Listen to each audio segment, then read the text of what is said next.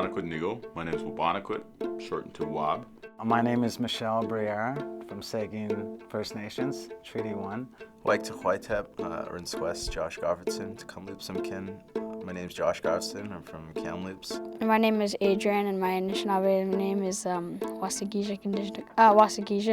My name is Tlahwita, that's my traditional name. My name is Ryan McMahon. I'm Anishinaabe from Treaty 3 territory. My name is Robert Friday. I am from Temagami First Nation. My DJ name is DJ NDN. I'm in a group called A Tribe Called Red. I grew up with my grandparents because my mother died when I was a year through tuberculosis, contracted in residential school. So I never really knew Mom.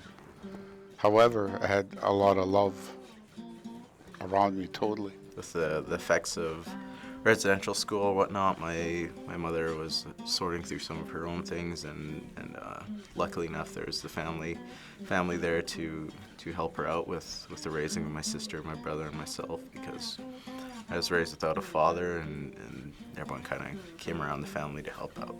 I didn't have a traditional family background. I was raised by my grandparents, with my mother sort of fluttering in and out. I was brought up by my grandparents. My mushum passed away at a very, I was too young to know that, but my cookum took care of me. For me, growing up with all the questions that I had around why my family was the way it was, why it was broken, and my aunt is over here, my grandmother never raised my mother, and with all these questions, not understanding why until I'm in my late 20s to mid to late 20s, is where everything started to sink in and I could put these things together. Having gone to Res, it was really a violent place, right? Sort of contrary to everything that I learned. It was anger, resentment, lying, cheating, and all that kind of stuff. It was exciting to know that there was an ability to move beyond that and help other people to move beyond those kinds of things that became a teaching for many of us that went to Res, right? Myself included. I was lucky I had grandparents. A lot of these guys didn't, right? So they exhibited that violence, and what we have now is intergenerational violence, right? And we know the intergenerational effects of residential school. We know that that's a thing. We know that that's real. And I grew up with that, and no fault to my parents, but I grew up with that weight. But now I don't have to pass that on to my kids, and I don't have to pass that on to my daughters. And what a beautiful thing. That's my responsibility, is to end that cycle now. And when you think about it, this generation that is coming up right now, they're free. It's the first time we can say that in hundreds of years. Our kids can be free. I would say everything that I learned about integrity from my old man, it was through role modeling. It wasn't necessarily that he sat there and, sat me down and said, hey, listen, boy, here's how to live life as a man. No, it's just I saw how he was growing up. Saw the way he conducted himself in front of the people, in front of the community, at home, and I learned what it takes to live a life of integrity and a life of ethics. I think one of the things that I try to tell young men is integrity is the most important thing. All you have in life is your word. And it's very, very important to learn integrity. Our coming of age ceremonies when you're a young man talk a lot about that. Fasting is about humility and learning integrity. And it takes a long time to feel comfortable with those teachings. Respect is the foundation, for everything, right? We hear that so often for Mother Earth, for animals, for water, so it encompasses everything. Listen to your elders and people that have more, knowledge, I guess. You gotta respect them, listen to them. And I can remember one time we were driving near Morrison, Ontario, and we saw a truck flipped over in the ditch, and so we stopped, and there was 2 American tourists in there, and they had just spun off the road, and they were in shock. One of them had a head injury and was bleeding from the head, and the other, his wife was hurt as well. So we stopped and we helped them, and we gave them a ride back to the tourist camp where they were staying. And when we let them out, they tried to give my dad some money, but he refused it, and so they put the money in my hand. And so, like, I was just a little kid, I was like, oh, awesome, wicked. I'll buy so much like popsicles and stuff later. But then we took off driving, and then my dad stopped 2 minutes later, and he said, yeah, you should give that back. So we turned around, and then we gave the money back to the tourists. And without ever having a conversation about it or him explaining what it was, the message is very clear. It's you should do the right thing because it's the right thing to do, not because there's anything in it for you or there's going to be any sort of reward after.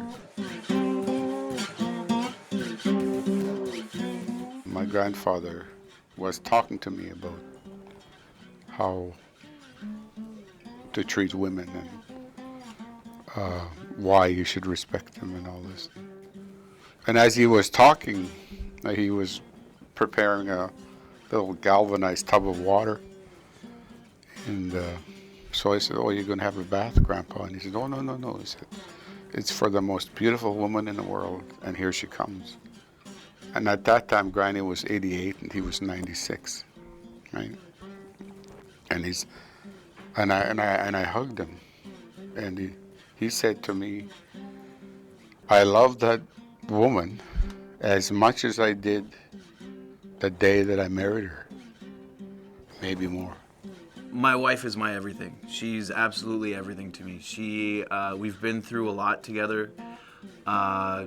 She battled breast cancer. We had 2 kids. We're still young, so we have all of this time still. But she's my rock. She's my everything. I've been with my partner for 17 years. We just celebrated 17 years in November. So it was November 17th. It was our 17th. It was kind of like the golden anniversary. Well, this is my partner Danielle, who I'm going to marry. I'm excited about. We've been together for over almost 2 years now. And I can honestly say she's definitely my soulmate. I've never said I loved you so many times in a day, every day. You could love anyone, any size, any race, any sex, any gender. So you can't really do it like don't do it with someone just because they look nice. You have to do it with someone because you actually love them. Once they realize that they love somebody as much as they love them, that's when you know that they're the right person for you. If you're not into them as much as they're into you, it's not a good relationship. And same the other way. If you're really into somebody and they're showing that they're not that into you, that's another reason that this relationship won't work out. We accept the love that we think we deserve. And that goes so true to everybody. You see these people in abusive relationships, men and women, and you see that their self-worth level go down throughout that relationship. You have to recognize that you're probably not going to have luck finding a healthy relationship if you don't have health on a personal level, right? If you're coming to the table in a relationship as an incomplete human being, or there's some sort of healing that needs to take place, or there's some sort of thing missing in your life, often you're going to go seek that in your partner. And that's going to create codependency. And I think it's very important to be an individual and to really create your own character and to be yourself in the world first, and then you can interact with others. You should try and do right by yourself first. Find health on a physical level, emotionally, spiritually, mentally. Find balance. So you need to be respectful, like I was saying, of self. You need to honor yourself, right? You need to love yourself. You need to be cognizant that as a human being, you're part of creation. I really think that in our communities we need people that are really all in, I don't have a plan B. So I'm all in, you know. And when I see that in other people, I really, really respect those people, and those are the everyday heroes. I don't think heroes have to be on TV. I don't think heroes need their own comedy specials. I don't think heroes need their own book deals. I think our heroes are the people that are impacting our kids' lives every day. The teachers, the elders, the singers, you know, the aunties, the bead workers. Those are the heroes. Those are the people that will impact our young people every single day. So there's heroes all around us, I think. I love when I see the kids' looks when I set my drums up, and you know, and ask them. And that's one thing I love to do, is I would get the kids involved. So I get them to help set up some chords or set my cymbals up. It makes a big difference. Mind you, they're going to be following me the whole weekend in the community, but I guess that comes with being, again, like role modeling, and I feel it. I grew up, and I wish I had those kind of people that, you know, because I looked at myself. I've always looked at myself, and when I look at little kids, I'm like, what would I want if I was that little guy? One of my role models, it has, like, that I stick up to, I listen up to, it has to be my uncle. His name, Adam King. Like, I stick up to it. Like, he's like, I look up to them, and like, he gives me sometimes pretty hardcore Charlie Horses sometimes, but that's just every uncle. I'm there as a father first, you know. I'm a parent first. I'm a father first, and everything I'm doing right now is to fight for my kids' future. So, for me, that's the most important thing: is the future that my daughters will have, especially being young Anishinaabe Kwe. I want them to be safe. I want them to feel safe. I want them to never lose the feeling of potential. My daughters are my reasons, you know what I mean? My daughters are my reasons for doing everything that I'm doing, and doing it in a positive light, and doing it in, you know, with the campaigns that I started and all that. It was also with realizing that, you know, this racism isn't at me anymore. Like, they're calling my kids these words, so that's where everything's kind of changed and my perspective kind of changed. So being a parent is like the greatest challenge you will probably ever take on in your life. I know people often idolize people who go and, you know, stand in the public eye as politicians or celebrities and things like that, but too often those people are not good parents, you know. And while they may achieve great things in the sphere of you know, public opinion, often it happens at the expense of their own children. So what I'm trying to do, and what I hope everyone does, is to take care of things at home. Like my Uncle Leonard Crodog says, you know, keep the home fire burning. Anybody that's chasing their dreams, whether you're an artist or a student in university or whatever you're doing, if you're trying, you know, you're my hero. Well, I wish it was a really awesome teaching that I could give you, but it's really just a simple rule: don't hit a woman ever. You know, ever do. He said you shouldn't even raise your voice at your wife or your girlfriend, and you never, ever, ever, ever, ever hit a woman. Yeah, no, I mean, like, I could talk all day about love, kindness, sharing, and respect, but at a certain point, you just have to recognize that some things are wrong and don't do them. I've always learned never to ever touch a girl, because it's not right, I guess. Almost kind of seems sexist in a way, but not really. I always respected girls, you know, like there was never, like, even like my male cousins, like it wasn't like a lot of other young men growing up talking about women in some kind of derogatory way and making comments about their, you know, their bodies and stuff like that, that they didn't really view women that way. They didn't treat women that way. So I think that was a big part of it. You know, it was just a respect. We're made, the Creator made us to fit together. Like, we're in every aspect. We complete each other on every aspect. Women are as important as we are, and we need to respect that. We hear about abuse with women, and we hear about missing women.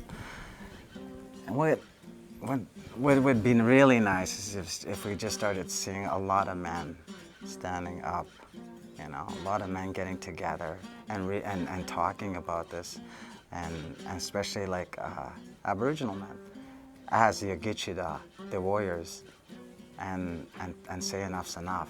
And the fact that women are considered the same as the creator, like they're on the same plateau because they create life. It's that's the respect that you need to give, and that's the respect that women deserve.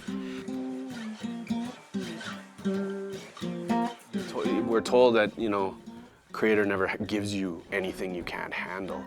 So you try to learn from all of these hard moments, everything that's happening around you. You try to take inventory, slow it down. What's happening right now? What am I supposed to be learning here? Why am I being tested this way, you know? And if you root yourself in that Anishinaabe worldview or that Anishinaabe value system and those teachings, then it's a lot easier to see that way. So I encourage young people to sit with their female elders and their aunties, and especially young men. We have to go back to, it's important to go to the bush, it's important to help your grandpa cut wood, it's important to sit with men, it's important to hunt and fish, but it's as important to sit with your aunties, your mom, you know, your grandma.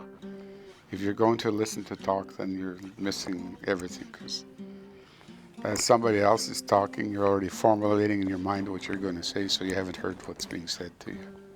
So it's very important that when you go for teaching, that you open your heart and your mind to what is being offered you.